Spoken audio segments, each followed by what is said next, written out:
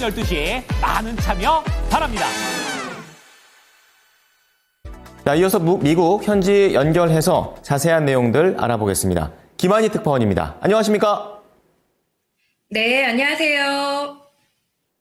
네, 자, 미국 증시 3대 지수 소폭이지만 상승세를 이어가고 있는 상황입니다. 자, 간밤에도 또 여러 가지 소식들과 함께 종목과 관련된 내용들도 많이 나왔는데요. 분위기 어땠나요? 네, S&P 500 지수가 사상 최고치를 또 경신하는 등 뉴욕 증시 3대 지수가 나란히 상승 마감했습니다. 도널드 트럼프 대통령의 추가 관세 위협과 연준의 금리 인하에 대한 신중한 태도에도 불구하고 증시는 회복세를 보이고 있는데요. 뉴욕 증권거래소에서 다우존스 30 산업평균지수는 전 거래일 대비 0.16%, S&P 500 지수는 0.24% 상승했습니다. 나스닥 지수 또한 0.07% 오른 채 장을 마쳤습니다. 제2의 테슬라를 꿈꾸던 니콜라가 끝내 파산했습니다. 니콜라는 미국 법원에 파산 보호를 신청했는데요. 니콜라는 파산 보호 관련 법원 승인을 기다리며 자산 매각을 위한 경매 및 판매 절차를 진행할 계획이라고 밝혔습니다. 니콜라는 수소 트럭 기술을 앞세워 2020년 뉴욕 증시에 상장했습니다. 상장한 지 나흘 만에 시가총액 300억 달러를 넘어서면서 당시 포드 자동차의 시총을 앞지르기도 했는데요. 하지만 공매도 저승사자인 힌데버그 리서치가 니콜라는 자체 개발 트럭의 성능을 부풀리고 선주문 예약 규모도 과장했다는 보고서를 발표하면서 하락하기 시작했습니다.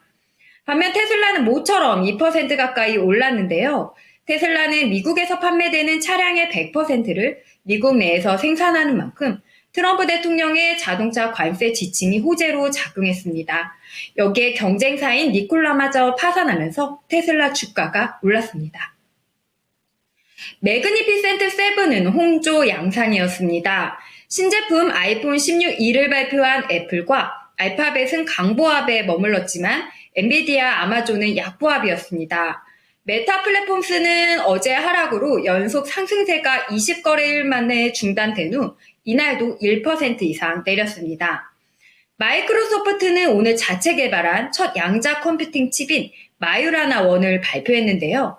마이크로소프트의 제이스 젠더 부사장은 상업적 신뢰성을 논의하기 전에 몇백 개의 큐비트 수준에 우선 도달하는 것이 목표라면서 많은 사람이 아직 몇십 년은 더 걸릴 것이라고 예상하지만 우리는 그보다 훨씬 빠른 수년 내 실현될 것으로 본다고 말했습니다. 팔란티어 주가는 10% 넘게 급락했습니다.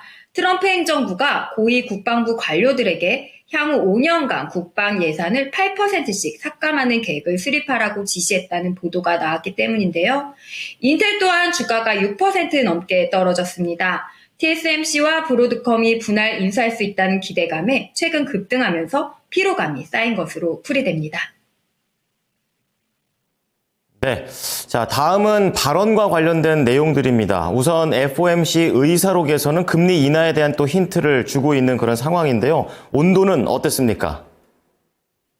네, 미 연준 정책 담당자들은 지난달 FOMC 회의에서 트럼프 대통령의 관세 정책이 미칠 영향을 우려해 금리를 동결한 것으로 확인됐습니다.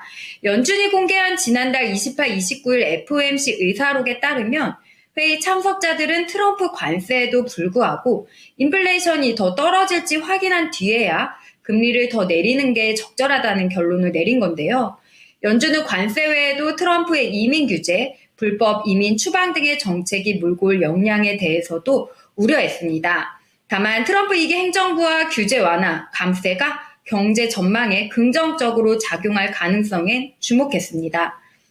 어제 트럼프 대통령은 미국으로 수입되는 자동차, 반도체와 의약품에 최소 25% 관세율을 부과하는 방안은 오늘 4월 2일쯤 발표한다고 밝혔었는데요. 특정 품목을 대상으로 관세를 부과할지 아니면 광범위한 분야에 상호 관세를 매길지는 구체적으로 밝히지는 않았습니다. 그럼에도 투자자들은 트럼프 대통령이 협상의 여지를 둔 점을 긍정적으로 보는 분위기입니다. 트럼프 대통령은 우리는 그들 기업들에게 미국에 투자하러 들어올 시간을 주고 싶다면서 그들이 미국으로 와서 여기에 공장을 세우면 관세가 없기 때문에 우리는 그들에게 약간의 기회를 주고 싶다고 덧붙였었는데요. 미국에서 제품을 만들면 세제, 규제 완화 등 혜택을 주지만 그렇지 않을 경우 관세를 물리겠다는 뜻으로 각국의 기업들이 미국 내 투자를 늘리면 대규모 관세 폭탄을 피할 수 있다는 기대감이 커지고 있는 대목입니다. 이에 대해 경제 매체인 밸런스는 트럼프 대통령이 취임 당시 예고했던 것보다는 강도가 훨씬 약하고 제한적이라면서 투자자들은 관세가 경제 성장을 저해할 거라는 우려를 크게 하지 않는 듯하다고 평가했고요. 엘리어스 파이낸셜 그룹의 짐 델리오스도 시장을 압박하고 고통을 주는 게 트럼프 대통령이라며 장기적으로는 친기업적인 환경이 될 수 있다는 점에서 여전히 낙관적이라고 평가했습니다. 주요 연준 인사 매파적 발언 오늘도 이어졌는데요. 래피얼 보스틱 애틀랜타 여는 총재는 인플레이션이 순탄하게 내려갈 것으로 보지는 않는다면서 지금 궁금한 건 1월 CPI가 물가 둔화 경로에서 울퉁불퉁했던 건지 아니면 새로운 추세인지 여부라고 말했습니다. 이제 내일 일정 살펴보겠습니다. 내일 경제지표로는 매주 발표되는 고용지표인 주간 신규 실업수당 청구 건수가 있고요. 2월 필라델피아 여는 제조업 지수도 발표됩니다. 내일도 연준 인사들 발언 이어질 텐데요. 오스틴 골스비 시카고 여는 총재, 알베르토 부살렘 세인트루이스 여는 총재, 마이클 바 연준 부의장, 아드리아나 구글러 연준 이사 연설이 예정돼 있습니다. 내일 실적 발표로는 투자자들이 주목하고 있는 월마트입니다. 월마트의 실적은 트럼프 대통령의 관세 정책 속에서 미국 경제활동의 3분의 1을 차지하는 소비자 지출의 간접 지표로 여겨져 더욱 주목받고 있는데요. 모건 스탠리의 시민원건만은 월마트에 대한 주당 목표가를 153달러로 상향 조정했는데 이는 현재 주가보다 약 47%나 높은 가격입니다.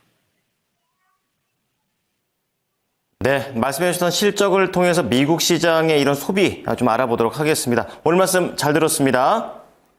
네, 감사합니다. 지금까지 모닝인 뉴욕이었습니다.